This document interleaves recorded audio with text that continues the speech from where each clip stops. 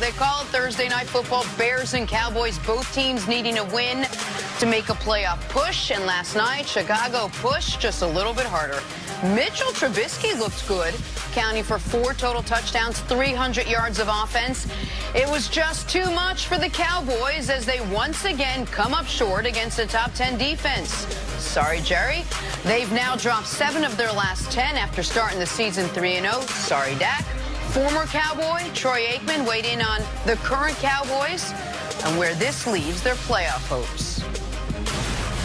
I don't know how you come back from this. I really don't, Joe. I mean, for the last 2 weeks, we've heard from them that they were going to get it going. They had a chance at home against the Buffalo Bills to finally beat a team with a winning record.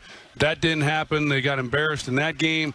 They come here against a team that had a lot to prove but was struggling in a lot of areas, and it was the same old story. And so, yes, even though we knew before this game kicked off that it didn't matter if they lost, they were still going to be in contention. I don't know how you sell that if you're Jason Garrett or Jerry Jones or anyone. When you have a performance like that to say, hey, but we're still alive. I mean, hey, we'll go play this week against the Rams, and it's all Garrett or Jerry Jones or anyone. When you have a performance like that to say, hey, but we're still alive. I mean, hey, we'll go play this week against the Rams, and it's all right out in front of us. And I don't think the players hear that. I wouldn't hear it if I were them. And this is on the players as much as it is on the coaches. They've got to be better, but I'm not sure I'd even talk to the team this week. I'd just say, let's just go play next week, and you guys figure it out. But the talk is over, and it has been over for a while. Wow. Well, our talk is just beginning, which is good news for us. Nick, you think it's time for everyone to admit the Cowboys just aren't a very good football team? Well, they haven't played well at all throughout the course of the season in the critical moments against the best opponents. But they're the #1 offense in football. They have a top 10 defense.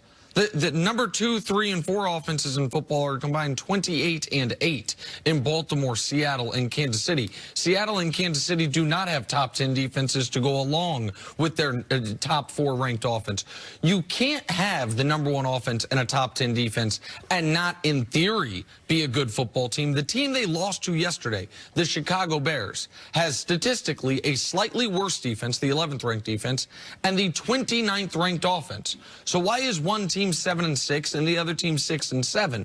Well, because of coaching, because of the inability to make the critical plays in the critical moments, and because once again, Danny, last night, the Cowboys were punched back and they just folded. The big bully who nobody wants, even though they're not really bullying anybody, but metaphorically, the bully who is a great front runner, but as soon as someone shows any resistance, goes and runs home. And the reason I liked the Bears last night was the Bears and the Bills, to me, are very similar teams. Defensive-minded, tough teams, questions at quarterbacks.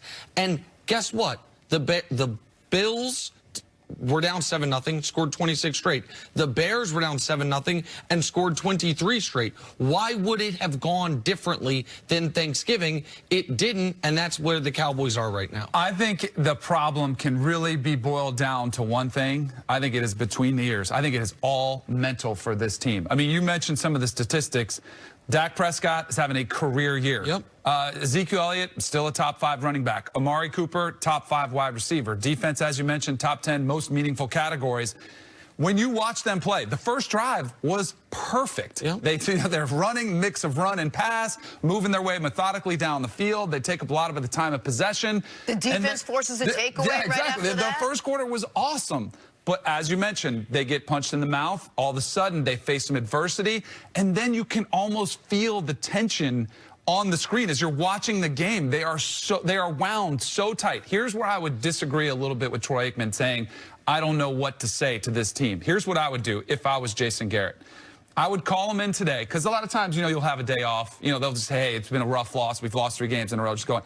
I would call them all in, and I would say, all right, and bring the team together, and the team probably would expect, extra film. Maybe the entire team watches the film. We're going to get a tongue lashing or something like that. And I would say, let's get out of here. Let's do some team activity that is just fun. And I know it's really hard to imagine that, but Joe Madden, legendary manager of the Cubs, Rays, outstanding manager, what was he known for? A relaxed atmosphere, getting his players to loosen up somewhat. this team needs to relax. They're trying so hard. They're executing. They're just not getting it done when it matters the most. They need to step away, take a breath. And then after that, when you come back and start prepping for your next game, then you show them, all right, we're still in this. We still can actually win our division and get a home playoff team. And then once we're there, everything is reset. Nobody will remember these 3 games. That's interesting because it's the one thing echoed by Dak Prescott. We have good chemistry at times, he said, by Jason Garrett. We have to figure out how to play as a team.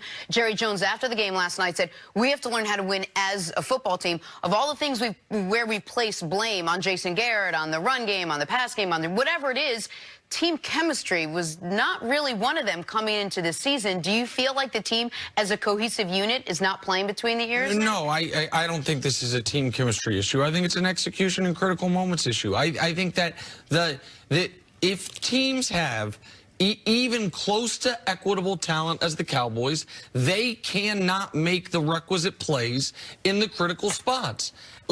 And that is, I know we're going to talk about coaching all morning, and we should. If that's not coaching, then the hell is coaching. Mm-hmm. You know, if what's going wrong with the Cowboys, it has been since September 22nd, they have played one good football game. It was against Philadelphia Eagles. Since they played 10 games since then, they're 3-7, and 2 of those wins. Detroit, it's a 5-point game midway through the 4th quarter. Detroit stinks, or a 6-point game, and the Giants, it's a 5-point game midway through the 4th quarter, and the Giants are abysmal.